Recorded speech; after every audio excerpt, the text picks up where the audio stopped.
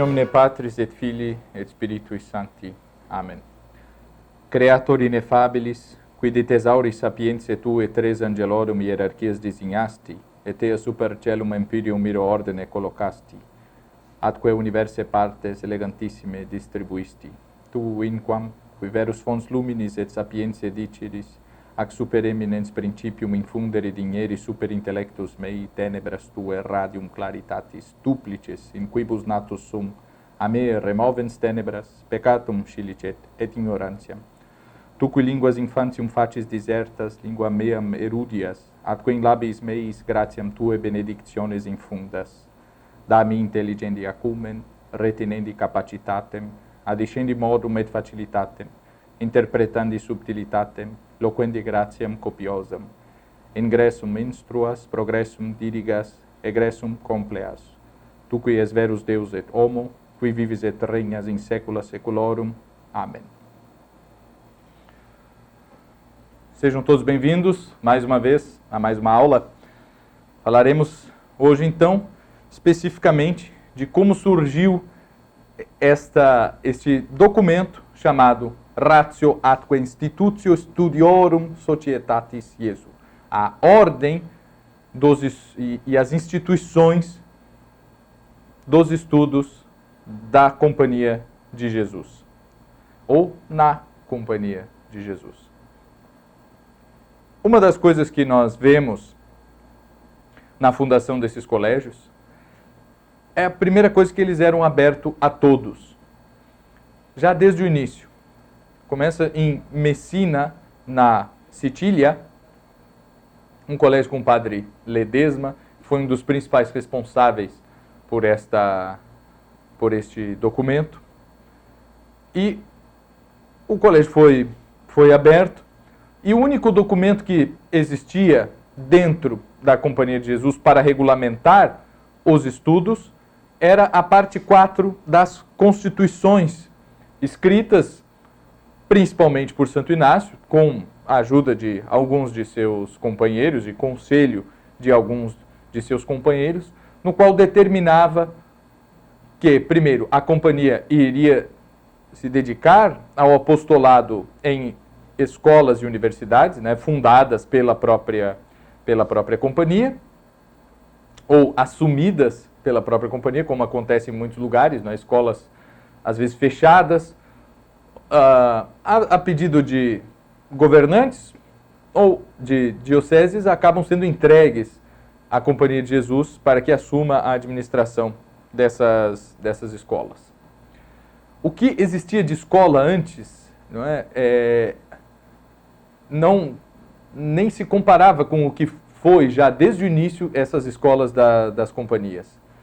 Nós tínhamos uma formação dentro dos mosteiros, tínhamos a formação dos colégios, que eram esses cursos preparatórios para as universidades.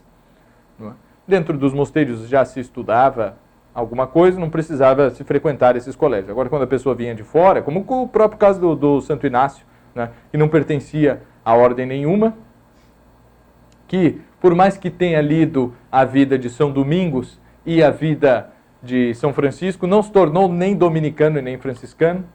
Isso é algo que nós podemos aprender com Santo Inácio. Se a vocação de um de vocês talvez seja ser jesuíta, bom, faça bom proveito, siga a sua vocação e procure a Companhia de Jesus. Mas, nós seguindo o verdadeiro espírito inaciano, podemos colher com ele e com os seus filhos o que de melhor ali nós encontrarmos e acharmos motivações para seguirmos os nossos próprios apostolados, principalmente tratando-se de escolas. Suponhamos que não peguemos nada do que Santo Inácio e a Companhia de Jesus fez em termos de educação. Muito bem, nós podemos simplesmente nos inspirar em algo que deu muito certo em diversos aspectos. Isso falaremos sobre o que fazer com esse material estudado sobre a educação dos jesuítas numa próxima aula. Esses colégios, então, começam a ser fundados, começam a ser assumidos, e há esse colégio, principalmente o de Messina, há o colégio de Roma, o Collegium Romanum, que seria modelo para todos os outros colégios, não é? Funciona num prédio alugado, onde Santo Inácio manda buscar os melhores professores que então ele tinha à disposição. E uma coisa que já está nessa parte 4 das Constituições e que se aplicará a partir de então, é que o modelo mais próximo que deve ser seguido é o da da Universidade de Paris, o modus, não somente da universidade, mas também desses dois colégios de Santa Bárbara e Montaigu, que devem ser seguidos pelas escolas jesuíticas. Na Itália, o que havia eram professores, né? Nós temos, por exemplo, Feltre, foi um grande professor, que tocavam espécies de academias, onde eles davam aula de todas as matérias, né? Desde as matérias humanísticas, de gramática, retórica, poesia, filosofia, até formação religiosa e educação física. Essas escolas eram pequenas, com poucos alunos, e nas universidades da Itália e na formação de filosofia e teologia em Roma, em Florença, principalmente em Bolonha, a coisa era muito mais anárquica, né? E ali nunca, digamos assim, que penetrou a escolástica como nós conhecemos, a escolástica, sim, de Santo Tomás, mas também de Guilherme de Ockham. Porém, o nominalismo havia penetrado com muito mais força dentro das universidades italianas. E, primeiro que, além da metodologia ser muito bagunçada nas universidades italianas com relação ao ambiente universitário de Paris, né? Havia esse problema do nominalismo, e os humanistas, na verdade, estavam enfrentando diretamente os escolásticos, não talvez os da França, enfrentavam também, principalmente humanistas que tiveram contato com, né, intelectuais, não só leigos, mas nós temos, por exemplo, o Rabelais, né? Rabelais é um sujeito muito engraçado, tem um humor que, para nós, que continua a ser bastante vivo, não é? E Rabelais foi franciscano, foi beneditino, foi padre secular, escreve o Gargantua e Pantagruel, né? Muito interessante para aqueles que pretendem se aprofundar na didática das línguas clássicas, né? Onde ali ele tem dois sistemas, um bastante científico e um mais artístico. Só que os dois são absurdos e ele critica os excessos nos dois, né? O primeiro sistema, que é o que desemboca nos gramáticos de Port-Royal, nos jansenistas e depois nos positivistas da Universidade de Humboldt e todos esses outros alemães, que é aquele sistema de pegar um texto, dissecar tudo aquilo, fazer a análise sintática de cada palavra, trocar a ordem, né, pôr em ordem inversa, pôr em ordem direta, algo que eu particularmente nunca entendi, ordem direta em qual língua, não é? Enfim, fazer tudo isso e aí sim, e sair com aquele cadáver dissecado, né, em todas as suas partes, com os órgãos expostos assim numa mesa. Isso se faz com o texto. E o outro texto é um jeito mais artístico dos humanistas.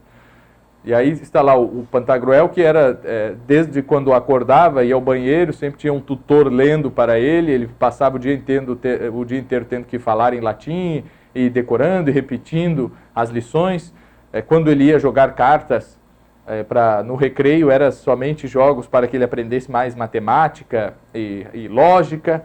Enfim, ele tem uma vida muito intensa ali, né, assustadoramente abafada por esses estudos. Enfim, o Rabelais ele critica esses dois métodos, e estamos falando de alguém que não podemos dizer que era um sacerdote muito ortodoxo, mas era alguém de dentro da igreja. Então, não há só humanistas laicos, né? Falamos já, Papa Enea, Papa Pio II, não é? Enea Silvio Piccolomini, que era um grande humanista, incentivador das pesquisas por novos manuscritos de textos antigos e novos códices e tudo isso, não é? Patrocinador das artes, das letras, das artes plásticas e em tudo isso. Ele reconstruiu a sua cidade natal de acordo com esse ideal de arte humanista. E, enfim, na Itália a coisa era meio bagunçada, não é? E na França se tinha um modelo um pouco melhor, não é? Principalmente pela presença mais significante de alunos religiosos, franciscanos e dominicanos, e pelos colégios preparatórios dos irmãos de vida comum. Então, Santo Inácio dá preferência já no documento, nas constituições da Companhia de Jesus, na parte 4, a esse modus parisiensis, né? Ou parisinos, enfim, aparece de diversas formas em latim. Isso, então, era a orientação que tinham. Os professores de Messina eram quase todos formados também em Paris. E, então, aplicam ali na Sicília esse mesmo método.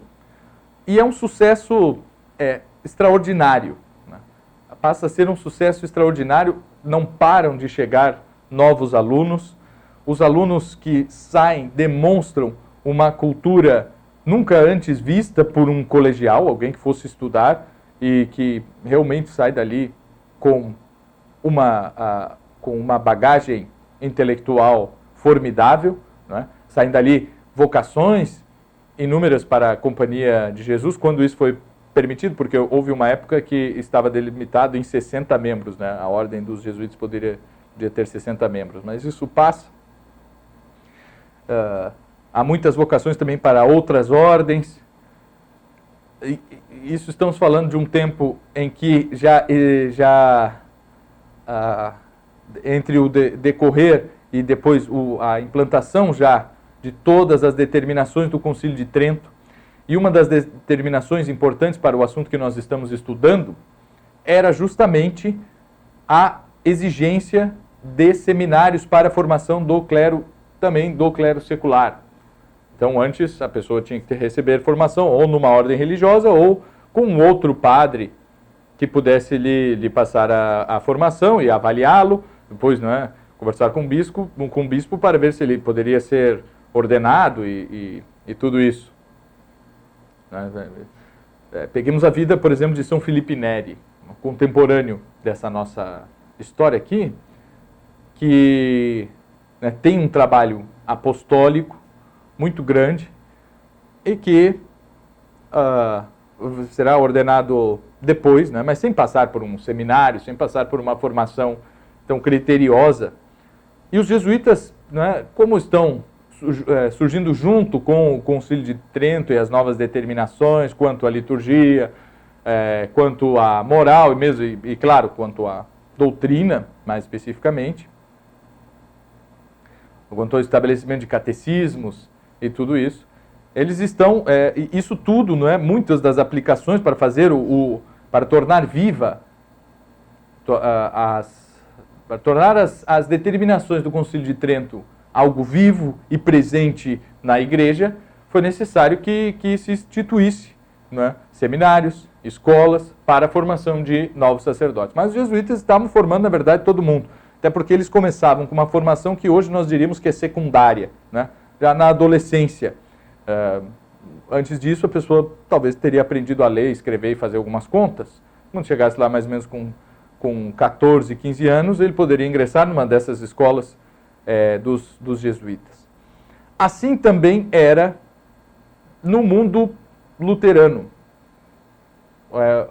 Lutero não deixou nenhuma orientação sobre a educação, mas depois dele nós temos, e também de Calvino, não é? Que a educação calvinista também molda toda a educação no Ocidente, e nós temos muito o que olhar para ali. para entendermos, enfim, as descobertas e conclusões dos métodos aplicados por calvinistas são de extrema importância para qualquer pessoa que se interesse por educação. Falaremos um pouco das diferenças também dessa educação dos calvinistas para a dos jesuítas, né? Que a educação depois dos jesuítas, muito mais longe, atingindo muito menos pessoas, foi a mais difundida. Mas Lutero não deixa nenhuma orientação, quem deixa é Melanchthon. Melanchthon é um humanista, certo? Tem contato com a literatura e tudo aquilo que estava sendo feito na Itália em termos de literatura e arte, né? Com esse humanismo dito cristão de Erasmo, Thomas More e de alguns intelectuais de Oxford e Cambridge, e passa a então conceber as diretrizes metodológicas, o currículo das escolas que serviriam aos reinos que haviam aderido ao protestantismo. E o trabalho é gigantesco e muito admirável. Mas não foi só ele, foi David Christeus, ou Christeus,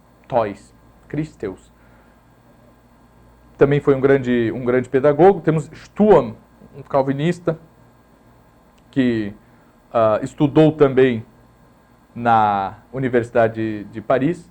E nós vemos na formação dessas pedagogias protestantes também a grande influência da Universidade de Paris e estão inseridas no próprio contexto, que é um contexto de humanismo. Porém, Lutero era muito mais avesso à intelectualidade do que e à erudição e aos estudos do que os seus patronos da educação, como Melanchthon, não é? Melanchthon é genial, não é? Ele realmente, a partir daí, as nações nórdicas começam pela primeira vez a ter uma educação mais abrangente, não é?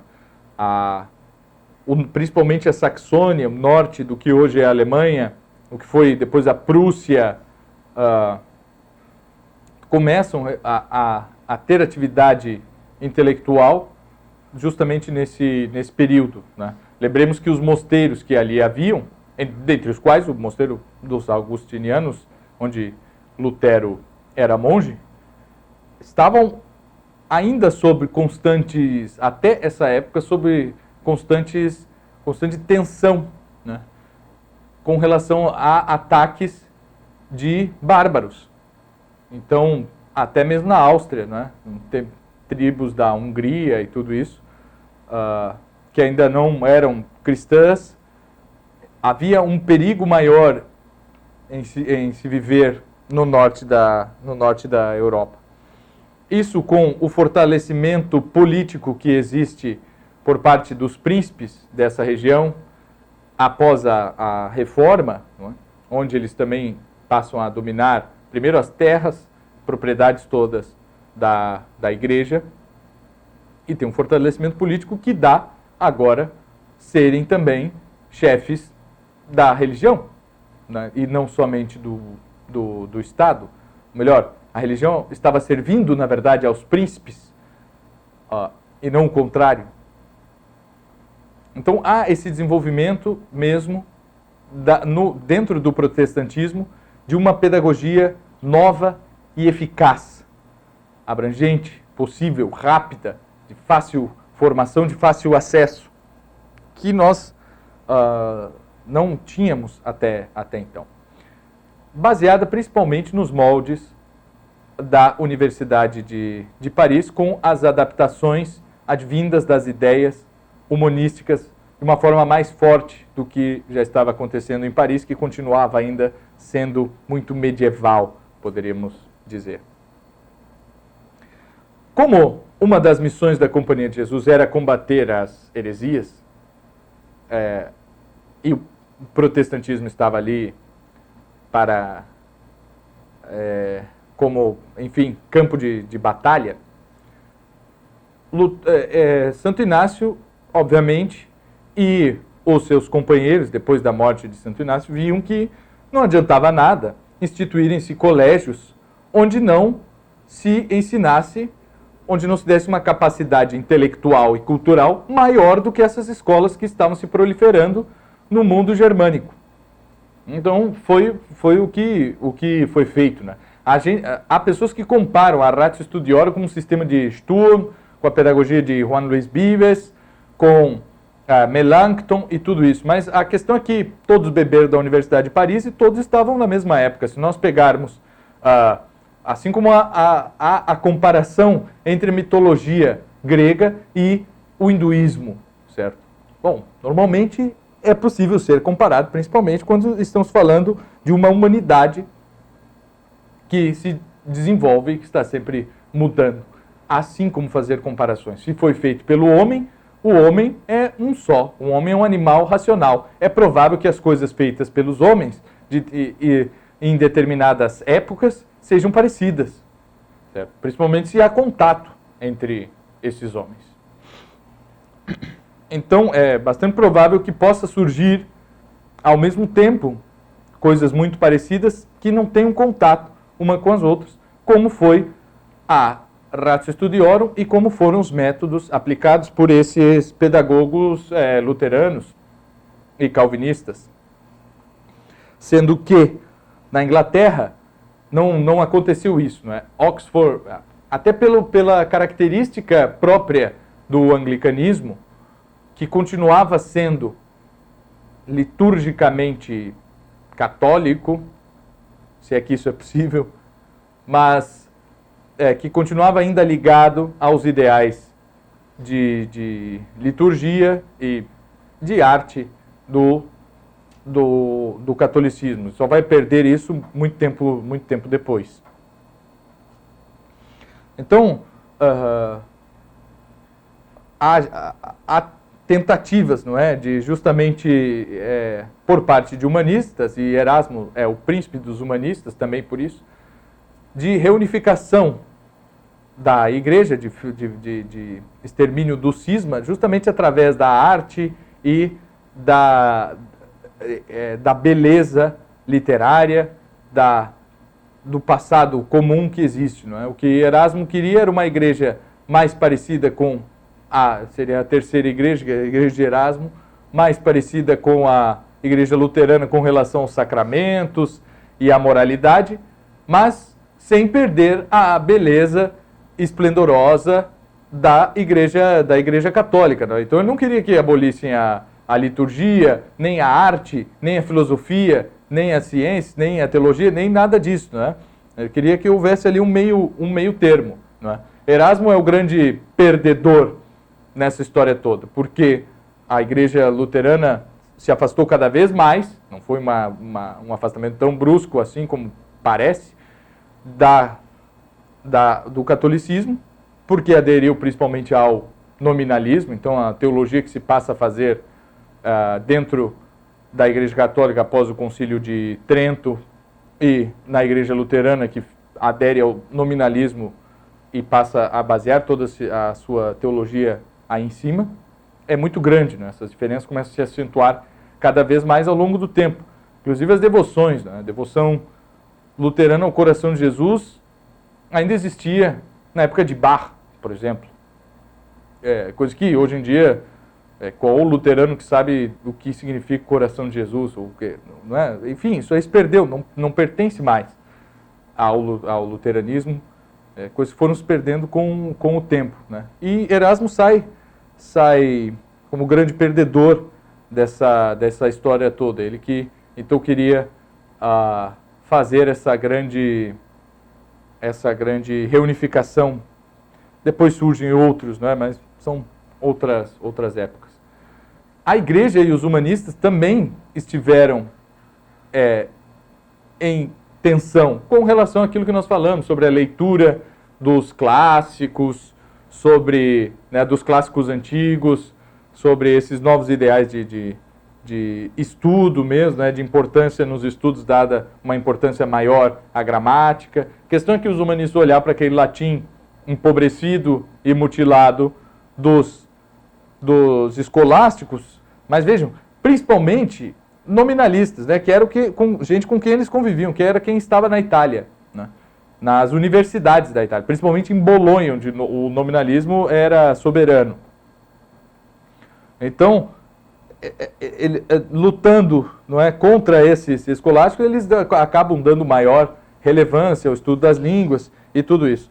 Quando surge, por exemplo, Savonarola, no final do século XV, o Otto Maria Carpo diz que ali é a data de união, não é? Sobre a fogueira de Savonarola, a igreja e o humanismo estão reconciliados, porque justamente Savonarola é um cara que se levanta contra toda essa história de humanismo, e olha, o que importa é a salvação da tua alma e o mínimo necessário que tu precisas para isso, certo? Não ter essa história aí agora ficar discutindo se é melhor escrever tal frase com o sujeito no início ou no final, porque Cícero fazia assim, dane-se tudo isso, certo? Então Savonarola, que é um espírito de massas, não é? Que um grande pregador das massas, que influenciou muito São Felipe Neri, por exemplo. Ele está contrário a todo mundo, né? Tanto aos escolásticos que estavam ali discutindo questões de pouca monta para o momento, né? Em um tempo de crise política acentuada, e os humanistas que ficavam ali preocupados em fazer um texto bonitinho. Savonarola é contra tudo isso, né? E né, com o seu fim trágico, a igreja e o humanismo então estariam juntos, né? Essa é a interpretação do Otto Maria Carpo, sobre a literatura principalmente. Então é isso que nesse contexto, né, depois com o Concílio de Trento, é necessária a criação de escolas, e os jesuítas vão para Messina com seus melhores professores e anotam tudo isso, certo? Fundam um colégio romano, vão para a Espanha, fundam outros colégios, assumem colégios em Portugal, há os colégios do Oriente, começam a ser fundadas diversas escolas, os colégios da Renânia, da Germânia, se proliferam, não é, no mundo protestante, onde a missão jesuítica vai avançando para cima, não é, cada vez mais ao norte, e convertendo, inclusive, governantes. Toda a experiência desses colégios é remetida a Roma e analisada. Isto durante 50 anos. Há diversas ratios, né, rationes, para usar o plural certo, que vão sendo compostas por esses reitores dessas escolas, que vão remetendo, olha, isso funciona, isso não funciona, é melhor fazer assim. Na aula de gramática, quando fores ensinar o particípio, tens que fazer dessa forma. Isso aqui deu certo conosco, mas seria melhor que não fosse assim. Aí então se envia um documento de Roma que vale para todas as escolas. Esse documento volta com várias apreciações e críticas por parte dos professores que tentaram aplicar essas conclusões e tudo isso, né? E isso vai durante 50 anos, até em 99 o padre Acquaviva, que é italiano e não tem esse diferencial. Até então os sucessores de Santo Inácio eram todos espanhóis. Ele promulga a edição final do Ratio ad Constitutio Studiorum Societatis Iesu. Então, isso foi e voltou muitas vezes. Imagina, aqui no Brasil, já nessa época já existiam escolas jesuíticas. A fundação de São Paulo nada mais é do que a implantação de um colégio onde se instituiu a Ratio Studiorum. O mais interessante é que, se nós formos comparar este documento, e talvez por isso ele seja tão especial, é que ele não é a obra de um homem, de um único homem, que tenha idealizado, a partir da sua experiência e dos seus estudos, uma forma de ensinar aos alunos, certo? Normalmente, quando isso era feito, eram poucos alunos com quem essa pessoa tinha contato. Agora estamos falando de um documento que teve apreciação, sugestões e experiências compartilhadas de muita gente, certo? São muitos os professores que puseram o dedo, digamos assim, naquilo, e que lidavam com alunos da Itália, da Espanha, da Germânia, mas também com alunos na Índia, na China, depois no Japão, aqui no Brasil com índios, enfim, no resto da América Espanhola também, né, as grandes missões guaraníticas, um pouco mais tarde, mas estamos falando desse tipo de professor, não é? Que estava indo para outros lugares ensinar, só que eles ensinavam a mesma coisa, ensinavam aquilo que consistia a educação, e que faz muito pouco tempo que deixou de consistir. Era preciso ensinar a língua da tradição que daria acesso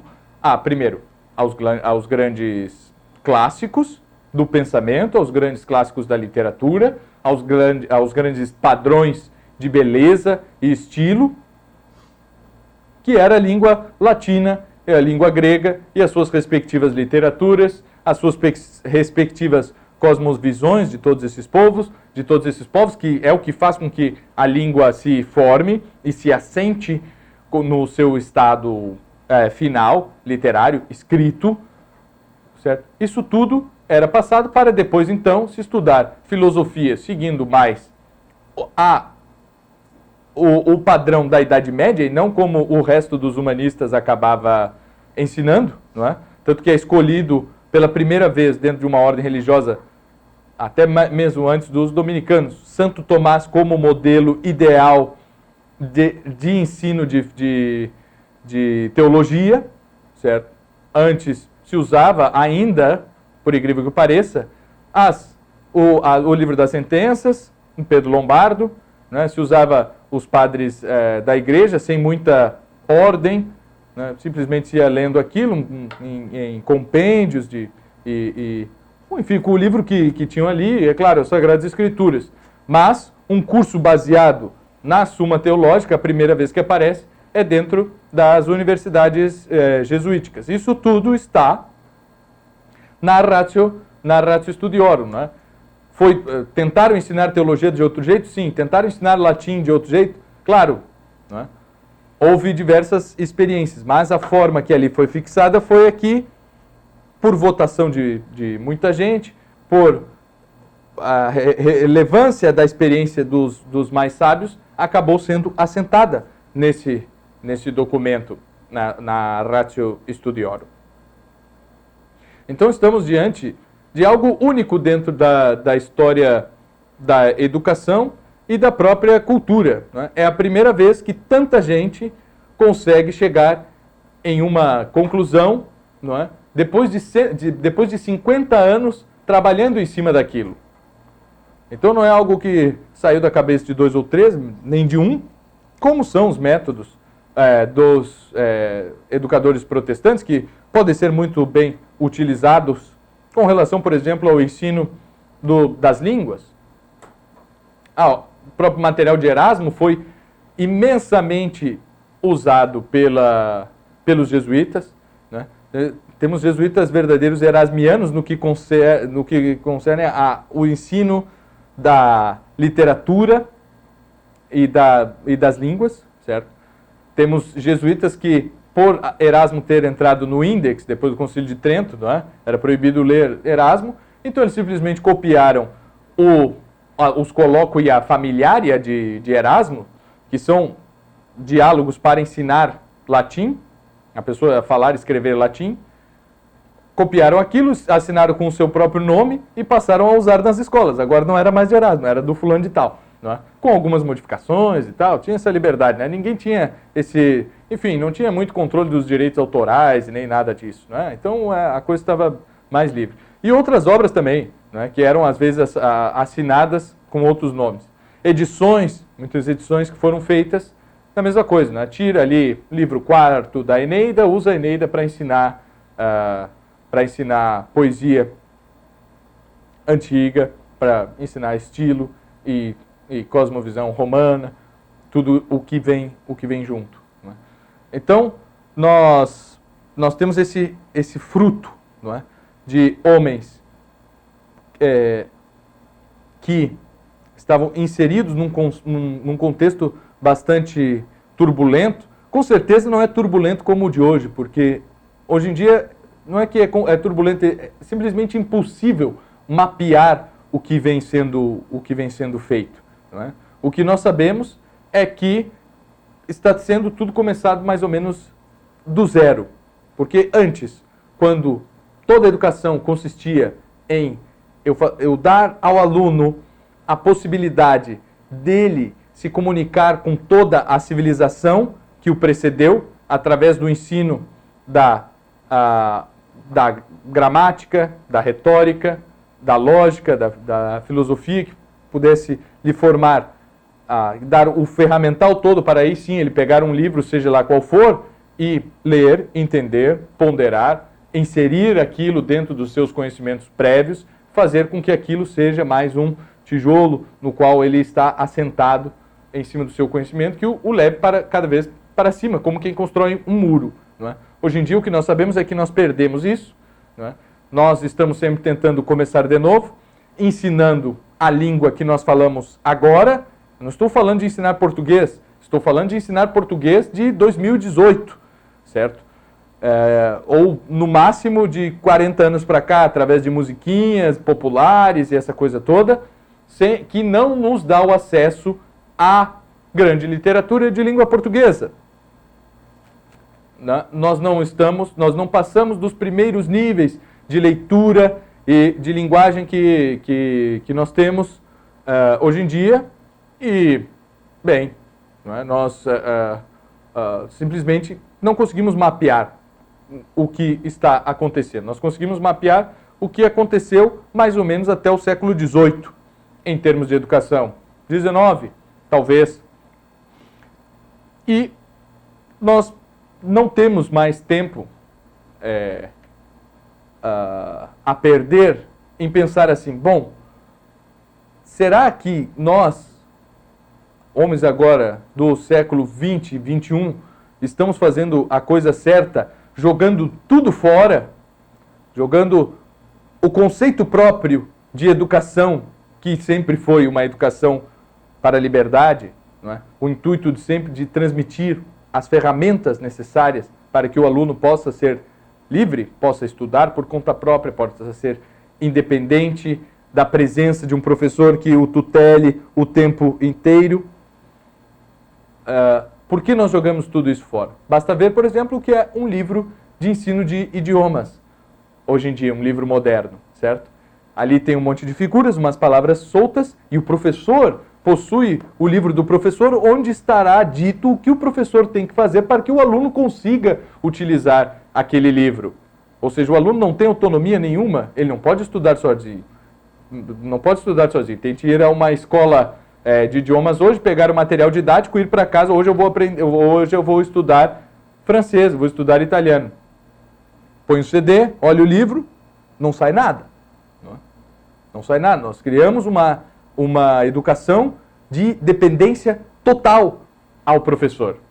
O professor, sim, é figura essencial na educação, mas como alguém que levará ao aluno os instrumentos necessários para que ele sim possa ser mestre de outros, para que ele sim possa ser capaz de cuidar da sua própria vida com uma verdadeira liberdade intelectual, né? Não é o que nós temos hoje. Então fica aí o convite aqui, termino essa aula com esse convite a uma reflexão para que nós comparemos com isso que nós já vimos até agora com essa ratio studiorum, esse método dos jesuítas. Na próxima aula, nós vamos falar especificamente sobre a vida dentro de um desses colégios, certo? Como a coisa realmente funcionava ali, como era a organização, as matérias, o currículo, o que era estudado. Vamos ver de forma mais pormenorizada essa questão. Muito obrigado a todos, até a próxima.